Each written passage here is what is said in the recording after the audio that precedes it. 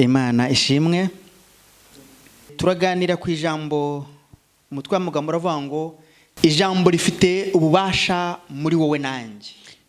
Niryo jambo tuganiraho uyu munsi. Turasoma mu gitabo mwasomye kenshi cyangwa se mwabayemo kenshi cyangwa se mwumvishe kenshi. Imana rihora riri shyashya. Uyu munsi ryongerere kuberera shyashya uko umwuka yateguye ko ndibashyikiriza uyu munsi. Turajya mu byakozwe n'intumwa chapitre 19 witi. Turasoma mu byakozwe n'intumwa igice cya 19 ku murongo wa 8. Imana idufashe cyane. Yinjira mu isinagogi amara amezi 3 avuga ashize amanga. Ajya impaka nabo abemeza iby'ubwami bw'Imana. Ariko bamwe binangiye imitima banga kwizera batukira inzira ya Yesu imbere y'abantu. Ava muri bo arobanura abigishwa. Iminsi yose agira impaka mu nzu yo kwigishirizamo ya Turano. Agumya kugira atyo amara imyaka 2. Nuko abatuye muri Asiya bose bumva ijambo ry'umwami Yesu, Abayuda n'Abagiriki. Imana ishimwe cyane. Amen. Paul umukozi w'Imana cyangwa se umugaragu w'Imana ageze muri Efeso yatangiye kwigisha. Ariko hano Bibiliya irambwira ngo yamaze igihe ari kujya impaka kugira ngo ababwire iby'ubwami bw'Imana. Ntago bashakaga kumva ukuri kubera ko bari bamaze igihe bari mu byo bemera kandi bahisemo, ariko ngo amara igihe abigisha ajya impaka nabo avugana nabo kugira ngo bakomveke iby'ubwami bw'Imana. Iyo usomye ku murongo wa 9 mvarire verset 9 barita babgusobanurira neza ngo binangiye imitima. Verset 9. Mais comme quelques-uns restaient endurcis et incrédules et décriaient devant la multitude la voix du Seigneur, il se retira d'eux, prit les disciples à part et eut des entretiens chaque jour dans l'école de Tyrannus. Amen. Imana idufashe cyane.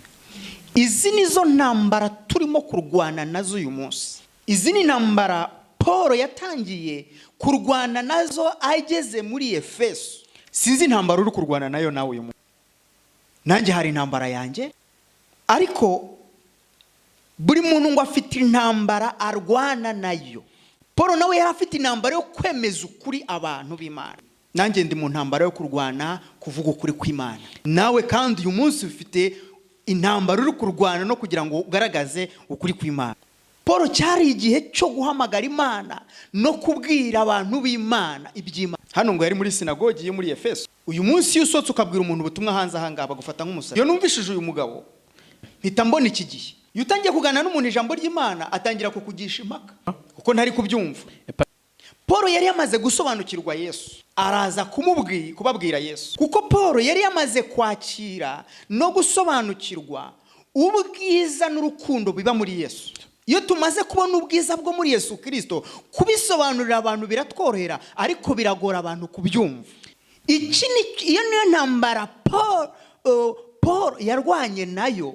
Yarazi ibyo yumva, yari yararyohewe n'ubwami bwa Yesu Kristo, kuza kubuparataja bene wabo bo muri Efeso. Ntago begeze bamwumva. Niyo mpamvu atubwira ngo yamaze igihe ari kujya impaka nabo, kuko we yari yaramaze gufatwa yarinjiye. Iyo ibintu bimaze kukubera byiza, biba byoroshye kubisobanurira undi muntu ngo nawe abyumve. Iyo yatarabyumva nizo zizi impaka ziza. Amen. Amen. Iyo tumenye Yesu biba biryoshye. Ubu umeze nk'umuntu watetse neza ugashaka kugaburira abantu. Niko Paul yaramaze gusobanukirwa Yesu aramuryohera. Yari yamaze kuryoherwa n'ijambo rya Yesu. Muzi impamvu ndahwema kuvugira Yesu, nuko Yesu yambereye ubuzima. Ikikuryoheye kikuguma mugashaka kugiha n'abandi. Amen. Amen. Nibyo Paul yarimo kwigisha itorero ryo muri Efeso. Dusomere ku murongo wa 11. Verset 11. Et Dieu faisait des miracles extraordinaires par les mains de Paul. Amen. Amen. Kandi Imana yakoreshaga amaboko ya Paulo ibitangaza bikomeye. Imana idufashe cyane. Ngo Imana yakoreshaga amaboko ya Pawulo ibitangaza bikomeye cyane, kubera ko yari yaramaze kwinjirwamo n'imbaraga za Yesu Kristo muri we. Uburyohe bw'ikintu iyo bumaze kukwinjiramo, sinzi ukuntu nabigusobanurira. Iyo umaze kuryoherwa n'ibyo kurya runaka, ntanga urugero ku byo kurya, nshaka kubiparataje n'abantu. Paul amaze kwakira Yesu, yumvishe hari ikintu abantu bo muri Efeso bahombe, yifuza kubaparataje, ashaka kubaha kugira ngo bagire ubwo buzima afite, kugira ngo bagire iyo mibereho badafite afite. Iyo nzi ukuri mba numva nshaka ko kukwinjiramo. Iyo mbona uri kwirengagiza ukuri mba numva mfite ubushobozi nawe fungura mutima we nkawushyiramo. Nicyo cyatumaga rero Paul yajyaga impaka mu ngo bumvishe ukuri kwa Yesu Kristo. Iyo tumaze kumenya ukuri, hari impinduka z'uburyohe bw'ukuri ziduturamo zikagendera muri twe. Hari uburyohe, hari guyo yo guha abantu. Imana ishimwe cyane. Ku murongo wa 12 12:13 s'il vous plaît. Ndetse bashyiraga abarwayi ibitambaro n'imyenda bivuye ku mubiri we, bagakira indwara zabo, abadayimoni bakabavamo. Ku murongo wa 11 ngo Imana yakoreshaga amaboko ya Paul ibitangaza byinshi. None ku murongo wa 12 ngo abadayimoni n'abantu bakira indwara bari benshi. Byageze naho umuswara utangira gukora ibitangaza. Urumva imbaraga z'Imana ziri muri Paul. Paul rero yashakaga ko aba bantu bo muri Efeso basobanukizwa izi mbaraga ziri kumukoreramo, azumva bakazimenya, kuko yari amaze kuryoherwa. Arashaka ko abantu bo muri Efeso nabo baryoherwa nkawe. Arashaka yuko abadayimoni bari muri Efeso bose basohoka mu bantu bakagenda. Hari icyifuzo. Dore inyota ya Paul nukugira ngo ibi biri muri Efeso bisohoke byose. Niyo mpamvu yajyaga impaka nabo, kugira ngo bamenye ukuri, kugira ngo bahagarare mu mwanya mwiza, kugira ngo igihe hazaba atagihari bakomeze uwo murimo yakoraga, kugira ngo baniyongere muri Efeso niba babe ba Paul benshi. Kambabwira, tugize amahirwe muri iki gihugu tukagira abantu nibura 100 bavuga ukuri ku ijambo ry'Imana, batareba inyungu, bagasohoka bakabwiriza abantu ubutumwa bwiza, iki gihugu cyahinduka. Ariko iyo ukuri ugufite urumwe mu bantu 1000, bigutwara energy nyinshi kugira ngo abantu bamenye ukuri, kubera ko uba uri nk'igitonyanga mu nyanja, ariko gahoro gahoro ni igitonyanga cyiyongereye mu yandi mazi. Ngiye kubaha urugero. Murabona amata uyasize mu kirahuri, warangiza ugatonyangirizamo igitonyanga kimwe gusa. Reka nkoresha urugero ruri bizarre ariko mubasha kumva. Igitonyanga cy'amaraso yawe kikagwamo mu kirahuri, amata ahita ahindura isura. Ntago abakiri umweru, hahita hajya mu isura y'umutuku. Nguko ukuri ugufite mu mata menshi cyangwa se mu bantu benshi, nicyo gitonyanga nyine ni yogurt. Birasobanura ngo ayo mata ntabwo kinyoze, apakinyanyoye. Mu yandi magambo yarangije kwandura. Nukuvuga ngo Paul ari muri Efeso yazanye igitonyanga cy'amaraso ya Yesu Kristo. Niyo mpamvu yafashe umwanya ku murongo wa 8 ari kujya impaka n'aba Efeso. Ariko uko yavugaga ibitangaza byarakorekaga. Uko batamwiyumvamo ibitangaza bigakoreka, abadayimoni bakagenda. Bigera igihe kugira ngo Imana ikonveka abantu bo muri Efeso, noneho imbaraga z'Imana zimubana nyinshi muri we, atangira kubira ibyuya hari.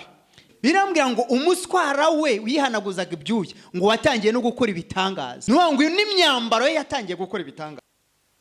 Uri muri imagine abantu bari bafite ibibazo bose bashakaga kumwegera kugira ngo bakore no ku mwambaro we indwara zabo zigende. Uyu mugabo yashakaga kumenyekanisha imbaraga z'Imana.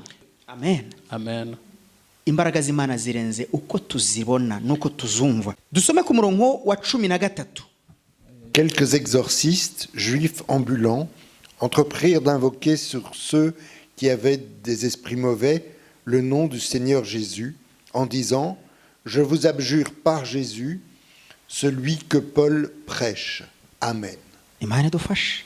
ariko inzererezi zimwe zo mu bayuda nazo zirukanaga abadayimoni zihimbira kuvugira izina ry'umwami Yesu kubatewe n'abadayimoni ziti ndabategetse mu izina rya Yesu uwo Pawulo avuga. Hano Paul uhereye ku murongo wa 11 ukageza ku murongo wa 13 ukageza ku murongo wa 12 yavuze ubutumwa bwiza, abantu batangira kubohoka no gukira, batangira kubona ibitangaza by'Imana. Ngo hari inzererezi zo mu bayuda, Bibiliya imbwira ngo inzererezi z'abayuda nazo ngo zitangira kwihandisha kugira ute kwirukana abadayimoni mu izina ry'uwo Paul avuga. Reka mbabwire Yesu, ibya Yesu yo bitakurimo, umwuka wa Yesu atakurimo, wikihandagaza ku badayimoni kuko barakwica, kukuramo umwuka rwose. Abangaba nabo baravuga ati no, Paul ni umugabo twabonye hano iwacu muri Efeso, arimo arigisha ibitangaza bigakora, kubera iki njyewe ntabikora? Nanjye ndi capable ndabishoboye. Izi mpamvu uyu munsi abantu bamwe bari gukoresha amaje mu nzu y'Imana, ngibi byahozeho na kera, turabibona no ku murongo wa 13 ngo nabo batangiye kwihimbira gukora ibitangaza mu izina rya Yesu n'iry'uwo Paul avuga. Noneho manuka rero ku murongo wa 14 urebe ibyo noneho sasa babakoreye. Verset 14.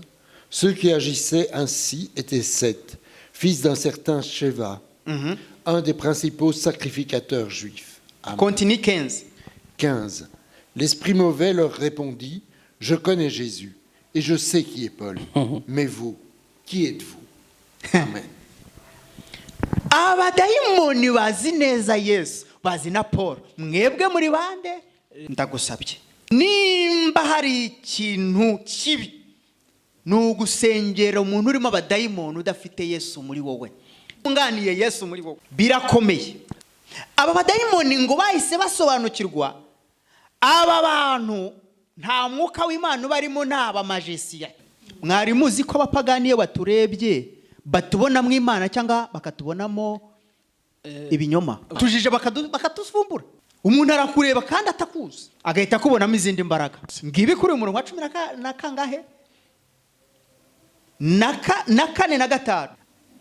Rimwe na rimwe abantu barakubwira ngo ufite energy, hari energy zikurimo, ngo hari umwuka ukurimo, hari ikintu kikurimo kidasanzwe. Kubera ikintu ari kubyiyumva, hari ikintu special. Ngaba abadayimoni nabo baravuga ati mwebwe muri bandi. Paul turamuzi, Jésus turamuzi, ariko se mwebwe muri bandi? Kuko niba bamenyereye babirukana. Bisobanura ngo dayimoni nipfa kwirukanwa na buri muntu wese. Oya. Ngo iyo soma ku murongo wa 16 noneho urebe icyo babakoreye. Varize verset 16, 17. Verset 16. Et l'homme dans lequel était l'esprit mauvais s'élança sur eux, les maîtrisa les uns et les autres avec une telle force qu'ils s'enfuirent de cette maison nus et blessés. Cela fut connu de tous, juifs et grecs, qui habitaient Éphèse. La crainte s'empara d'eux tous et le nom du Seigneur Jésus fut exalté. Amen. Nuko umuntu warimo dayimoni uwo abasimbukira bombi arababasha arabanesha bigeza ubwo bahunga muri iyo nzu bambaye ubusa bakomeretse.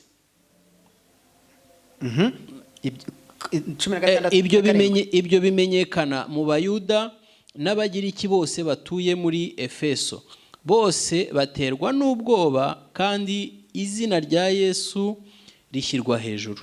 Imana dufashe. Mwabonye bya bindi mbabwira, ntiwisukira umuntu nimba Yesu atari muri wowe neza.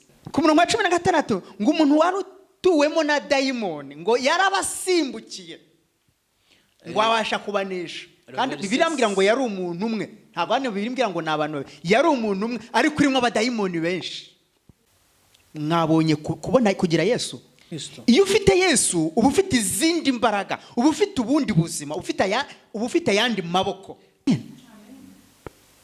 Aba bagabo bakubiswe n'abadayimoni, abadayimoni banyuze mu mugabo umwe gusa, mu muntu. Hano ngo nuko umuntu warimo dayimoni arabasimbukira.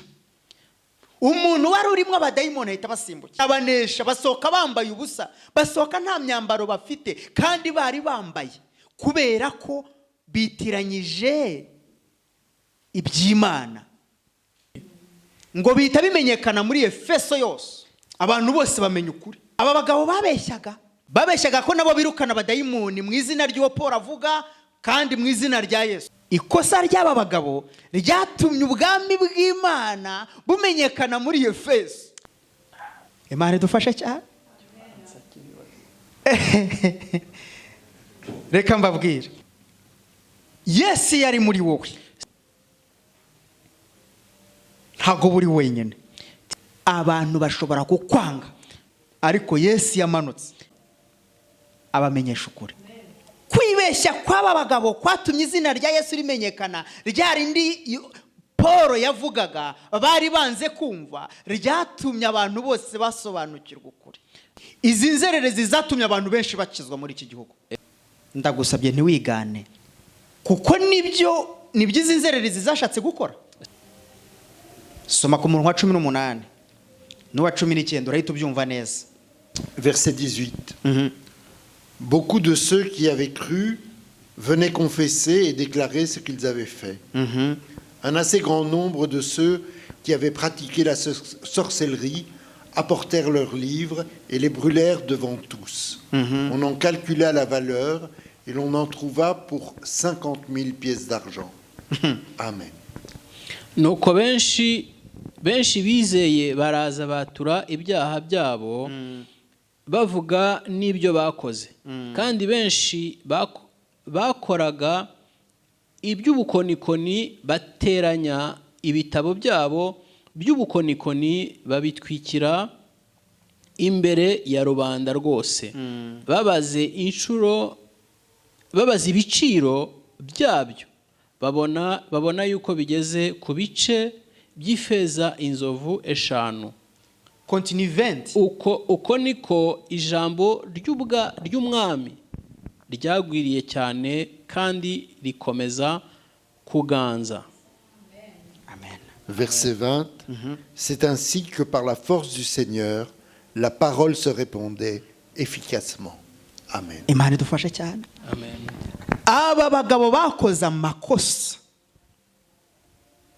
ariko ikosa bakoze ryatumye ubwami bw'Imana bumenyekana benze uko kwari kuri kumenyekana. Ngo abapfumu bo mu icyo gihugu bose bazanye ibyo bakoreshaga byose, agaciro kenshi bizanye kugira ngo bijugunywe, kugira ngo bitwikwe, kubera ubwami bw'Imana. Abantu bari muri iki gihugu bataramenya Yesu, nibamenya Yesu hari ibyo bazareka, hari ibyo bazajugunya. Natwe tumenye Yesu hari ibyo twaretse, hari ibyo twatwitse. Iyo tumaze kumenya Yesu hari ibituvamo, hari n'ibitujyamo. Imana idufashe cyane. Hari impamvu uyu munsi uri kumvira ijambo, hari impamvu nanjye ndi kumvira ijambo. Turajya no mu kindi gitabo, tujya muri Luka. Imana ibaho umugisha, siziri bamwe hageze. Chapitre 10. Turasoma umurongo wa 3. Luc, chapitre 10, verset 3. Allez, voici, je vous envoie comme des agneaux au milieu des loups. Amen. Tusomera ku murongo wa 3. Umurongo wa 3. Nimugende, dore mbatumye mumeze nk'abana b'intama hagati y'amasega. Amen. Aya ni amagambo Yesu yabwiraga intumwa. Iyo niyo ntambara twabonye Paul yari arimo kurwana nayo muri Efeso. Paul yari intama muri Efeso, yashakaga ko aba Efeso nabo bahinduka abana. Iyo Yesu amaze kwinjira muri wowe, uhita ubumwe nawe, uhita uhinduka agneau Tu deviens agneau de Dieu.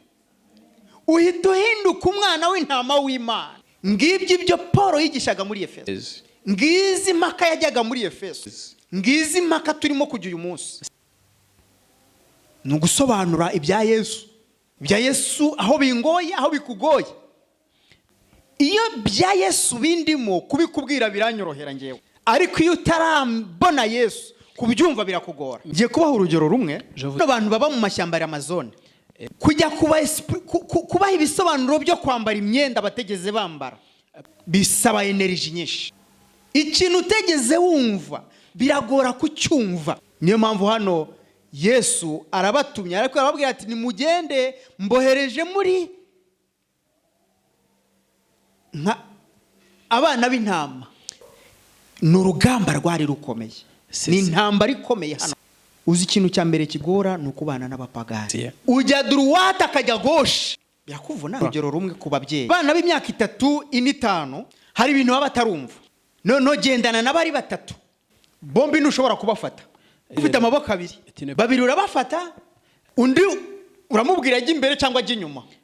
Bigusaba gukoresha energy nyinshi cyane kugira ngo ubashe gukontorora wa wundi udafasha akaboko. Nibyo Yesu yasobanuriraga izi ntumwa rero ku murongo wa 3. Subiramo uyu murongo kugira ngo wumve neza.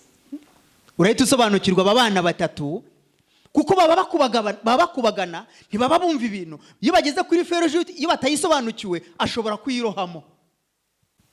Soma ku murongo wa 3 nibwo byumva neza. 10 verset 3. Allez, voici, je vous envoie comme des agneaux au milieu des loups. Amen. Nimugende dore mbatumye mumeze nk'abana b'intama hagati y'amasega. Imana idufashe. Uko niko Yesu atwohereza tugende turi parfait, tugende nta kiducira urubanza. Imana idufashe cyane. Aha Yesu yaboherezaga kugira ngo bagende babwirize ubutumwa bwiza ubwoko bwayo, ubwoko bw'Imana. Yesu yarazi iki gihugu abasizemo, aha bari yarazi abantu bari aha hantu. Niyo mpamvu babwiye ngo mbohereje musa nk'intama mu masega aryana. Amen. Yarazi abo bantu bari aho hantu, yarazi des habitants. Uko niko Yesu yinjiye muri Paul amwohereza muri Efeso. Nuko Yesu yarazi ubwoko bwa Efeso ko ari abantu badapfa kumva byoroshye.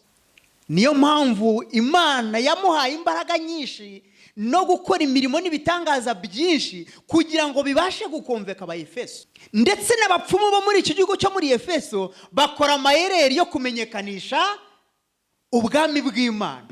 Même les magiciens, il a fait les erreurs, il a piraté la parole de Dieu pour sacher les démons. C'est pour évangéliser une autre façon de la parole de Dieu. Amen. Tu vois? Amen. Hari amakosa dukora ariko aduhesha kumenyekanisha ubwami bw'Imana. Ariko reka nkubwira, izi nzererezi zidakora ayo makosa, bari abapfumu bose twabonye ntago bari kuzana biriya bintu. No, baravuze ati abapfumu batewe, natwe turi buterwe rero tutange ibi bintu twihane tubivemo. Urabona, reka mbabwire, hari ibintu bizakoreka Imana igukoresheje no mu makosa Imana igiboneramwe ibisubizo. Hari igihe nkora ikosa rikamenyekanisha ubwami bw'Imana. Ngibi byabaye ku ba Efeso. Imana idufashe. Reka dusome umurongo wa 3, tujye mu komo wa 5, 5, 6. C'est 5 et 6. Dans quelque maison que vous entriez, dites d'abord que la paix soit sur cette maison. Et s'il se trouve là un enfant de paix, votre paix reposera sur lui. Sinon, elle reviendra à vous. Amen. Murongo wa 5 haravuga ati nimujya mugira inzu yose mwinjiramo, mubanze muvuge muti amahoro abe muri iyi nzu. Niba harimo umunyamahoro amahoro yanyu azaba kuri we. natahaba amahoro yanyu azabagarukira. Amen. Hano Yesu arababwira ati nimugende inzu yose muzageramo ayisabira amahoro. Nimba hari nk'umunyamahoro, amahoro yanyu amubeho. Nuvuga ngo nigiye bagukinguriye. Igihe unkinguriye iwawe ngusabira umugisha. Hari umugisha wakira wo kunyinjiza iwawe. Hari umugisha usigara mu nzu yawe iyo nsohotse. Hari umugisha winjiza iyo unkinguriye. Hari n'umugisha utabona kubera ko utankinguriye. Ndagira ngo mbereke imigisha y'Imana yafunzwe cyane muri ibi bihugu. Hano ntago wemerewe gukingurira umuntu iwawe ngo umurazemo kabiri gatatu atazwi na leta. Bibiliya irambwira ngo iyo twakiriye abashyitsi tuba twakiramo n'abamarayika. None se nimba utemerewe kwakira umuntu kubera amategeko y'iki gihugu, nta mumarayika uzabona, kuko mumarayika ntazabanza guca kwa burugumesitire. Meno ngo hari umugisha turata muri iki gihugu. Hari imigisha itaza mu buzima bwacu.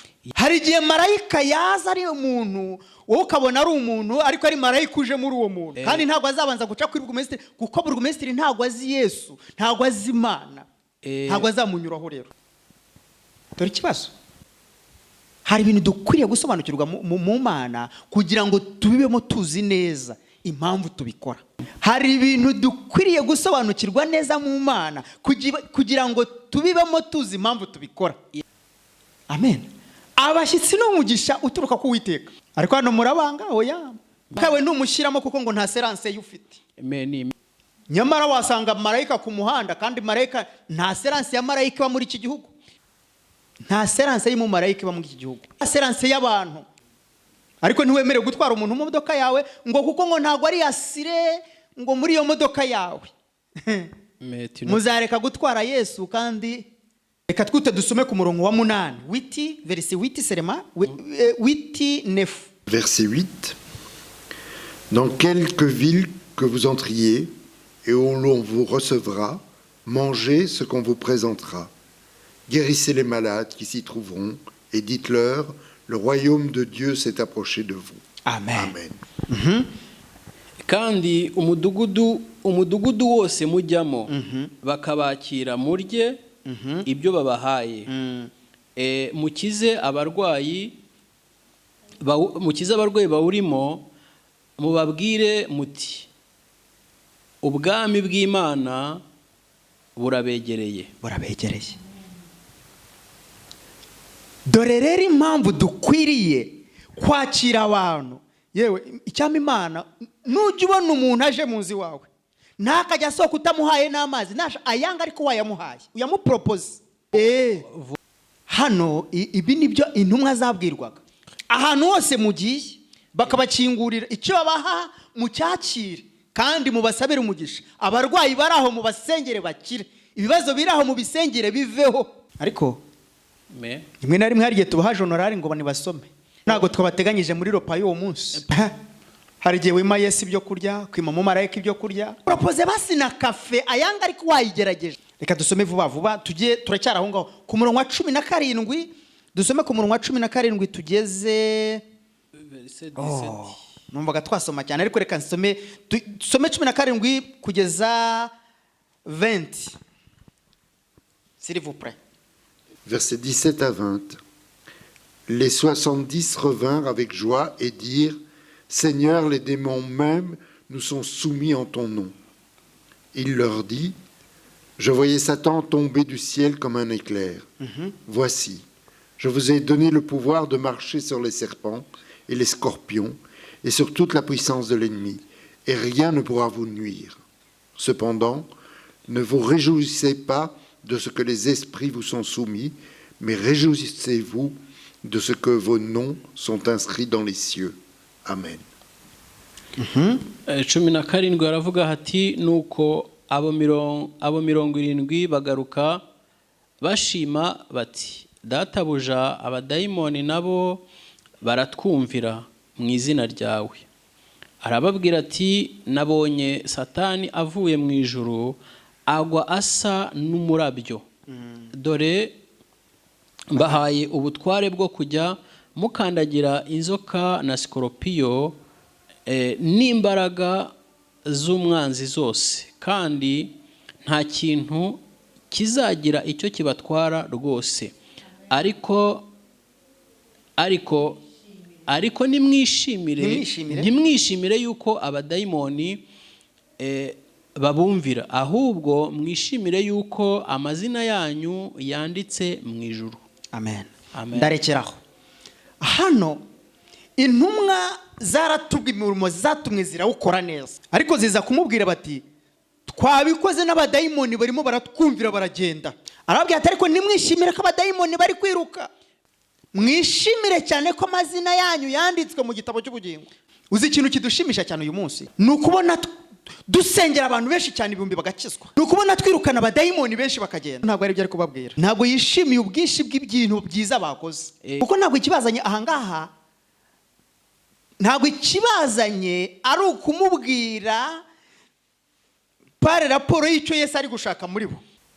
Arababwira ati nimwishimire ko abadayimoni bari kugenda. No, ntabwo aricyo kibanza, ntabwo aricyo kiremporuta.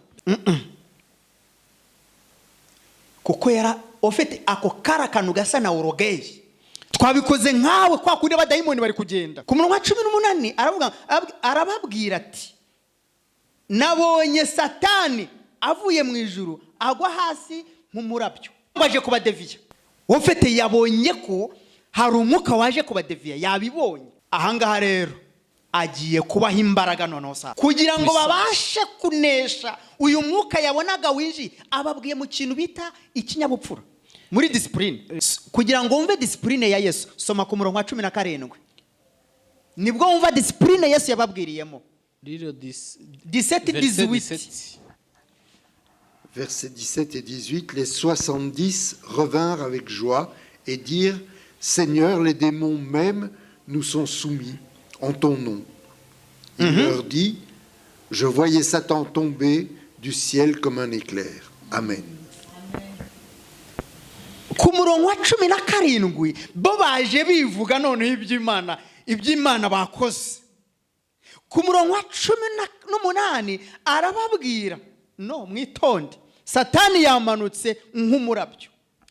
Ku murongo wa 18 hari igisobanuro aho Yesu ababwira, voici, je vous ai donné le pouvoir de marcher sur les serpents et les scorpions et sur toute la puissance de l'ennemi, et rien ne pourra vous nuire. Amen. Dore mbahaye ubutware bwo kujya mukandagira inzoka na sikoropiyo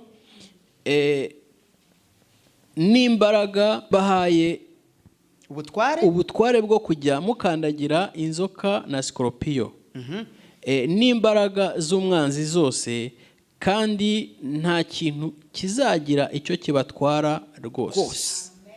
Amen. Nuwango abaha yabibonye ko hari umwuka warogeye waje, abibagiye ku murongo wa 18. Noneho ahisabona icyo agomba gukora muri bo, ni ukubaha izindi mbaraga zizabashoboza kunesha abadayimoni. Ku murongo wa 19, kubera ko yaramaze kubona ko bamaze guterwa, ariko ntabwo ababwiye ngo mwatewe, ababwiye icyamanutse. Icyo nicyo bita kuvuga muri discipline. Yabonye yuko bataye umurongo, ariko ntashaka kubabwira ngo ariko ndabona ko hari bitagenda muri mwe. Kuri 17 barimo baramubwira kubera ko bamaze kumva ko barakomeye, turashoboye, turakora nk'ibyo nawe ukora. Ati hoya, Satani yaje. Nimusobanukirwe, Satani yaje kandi yaje nk'umurabyo. Hano rero Yesu amaze kubona yuko imbaraga z'Imana zabajemo, ariko hari undi muntu wagize jarusi yo kurwanya imbaraga z'Imana muri aba bantu.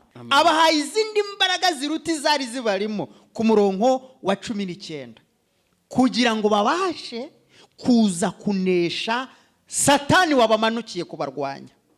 Ku murongo rero wa 20 ariwo turangirizaho. Cependant, ne vous réjouissez pas de ce que les esprits vous sont soumis, mais réjouissez-vous de ce que vos noms sont inscrits dans les cieux. Amen. ndarangije. ariko ntimwishimire yuko abadayimoni babumvira, ahubwo mwishimire yuko amazina yanyu yanditswe mu ijuru. Imana idufashe cyane. Hano Yesu aravuga ngo nimwishimire yuko abadayimoni barimo kubumvira bakirukanka, ahubwo mwishimire ko amazina yanyu yanditswe mu gitabo cy'ubugingo. Amen. Twishimire ko amazina yacu yanditswe mu gitabo cy'ubugingo. Ntiwishimire yuko uyu munsi mbwiriza ubutumwa, sinishimire yuko umunsi abantu banshima, sinishimire ko uyu munsi abantu bankunze. Nishimire ko izina rya Evariste riri mu gitabo cy'ubugingo. Kandi nongere nshakisha imirimo myiza yo guhesha Imana icyubahiro nkiri mu isi. Reka mbabwira, iyi si turimo turarwana n'ibintu bitatu: icyubahiro d'abord, icya kabiri imirimo y'Imana yakoze ihinduka iyacu rimwe na rimwe. Ntabwo ari byo. Imirimo y'Imana ni imirimo y'Imana, umuntu w'Imana ni umuntu w'Imana, impano y'Imana ni impano y'Imana, ntabwo ari iyanjye. C'est pas pour moi. Ufite impano si njyewe. Impano y'Imana ni igikoresho cy'Imana muri njyewe. Nubwo ari ubugingo bwanjye impano y'Imana, no. Rimwe na rimwe hari igihe ngira impano nkibeshya yuko nageze ahantu hakomeye ndi umuntu w'Imana. No, impano iri ukwayo n'ubugingo buri ukwabwo. Imana ngo mubashe kumenya gutandukanya iby'Imana ubugingo bwanyu. Imana ibaha umugisha.